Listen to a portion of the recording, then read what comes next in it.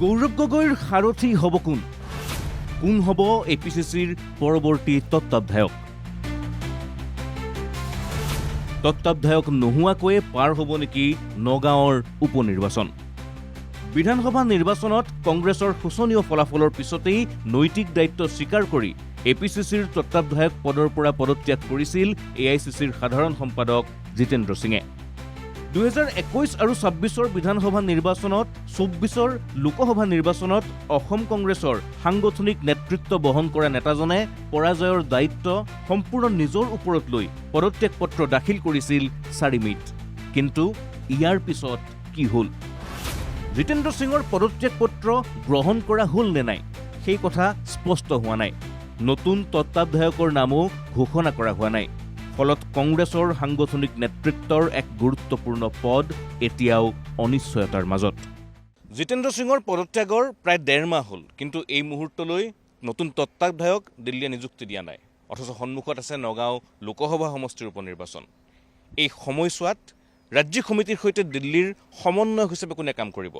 পিএচিৰ বৈঠকত চূড়ান্ত সিদ্ধান্ত কোনে গ্ৰহণ কৰিব? 29ৰ লোকসভা নিৰ্বাচনক লক্ষ্য কৰি ইতিমধ্যেই কংগ্ৰেছক পুনৰ সংগঠিত কৰাৰ বাৰ্তা দিছে অসম কংগ্ৰেছে। 2026ৰ বিধানসভা নিৰ্বাচনত হোৱা ভুলসমূহৰ পৰা শিক্ষা লৈ আগবাঢ়িব বুলি ঘোষণা কৰিছে এপিচিচি সভাপতি গৌৰৱ গগৈয়ে। কিন্তু প্ৰশ্ন হ'ল, এই যাত্ৰাত গৌৰৱ গগৈৰ সৈতে দিল্লীৰ প্ৰতিনিধি হিচাপে থাকিব কোন?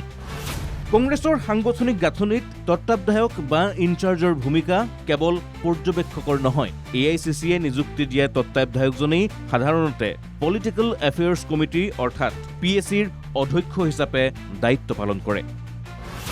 দলৰ ৰাজনৈতিক কৌশল, সাংগঠনিক সিদ্ধান্ত, নিৰ্বাচনী প্ৰস্তুতি আৰু আভ্যন্তৰীণ সংঘাত সমাধানৰ দৰে গুৰুত্বপূৰ্ণ বিষয়সমূহ এই সমিতিয়েই পৰিচালনা কৰে।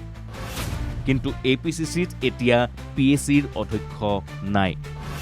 তাৰ মাজতেই আহি আছে নগাঁও লোকসভা সমষ্টিৰ উপনিৰ্বাচন। নগাঁৱৰ কংগ্ৰেছৰ সাংসদ প্ৰদ্যুৎ বৰদলৈয়ে দল ত্যাগ কৰাৰ পিছত কোন হ'ব কংগ্ৰেছৰ নগাঁৱৰ প্ৰাৰ্থী? বহুজন টিকটৰ দাবীদাৰ আছে আৰু সেয়ে নিৰ্বাচনৰ পূৰ্বে দলীয় ঐক্য অটুট ৰখাটো কংগ্ৰেছৰ বাবে এক ডাঙৰ প্ৰত্যাহ্বান হিচাপে দেখা দিছে। বিজেপিয়ে ইতিমধ্যেই উপনিৰ্বাচনৰ ৰণকৌশল চূড়ান্ত কৰাৰ দিশে আগবাঢ়িছে। আনফালে কংগ্ৰেছ এতিয়াও নিজৰ সাংগঠনিক নেতৃত্বৰ প্ৰশ্নতেই থাকিবলগীয়া হৈছে আবদ্ধ। ৰাজনৈতিক দল এটাৰ কাৰণে নিৰ্বাচন কেৱল মাত্ৰ ভোটৰ যুঁজ নহয়, এই সংগঠন, নেতৃত্ব আৰু কৌশলৰো পৰীক্ষা। সেয়েহে এপিচিচিৰ ইনচাৰ্জ কোন হ'ব সেয়া কেৱল মাত্ৰ এক ৰাজনৈতিক সিদ্ধান্ত নহয়। এই সন্দৰ্ভত দিল্লীয়ে চিন্তা কৰিব কেতিয়া চূড়ান্ত হ'ব অসমৰ ইনচাৰ্জ হ'ব কোন? ভিডিঅ' জাৰ্নেলিষ্ট ধনজিত দাসৰ সৈতে মই বঞ্জিত কলিতা, NKTV+।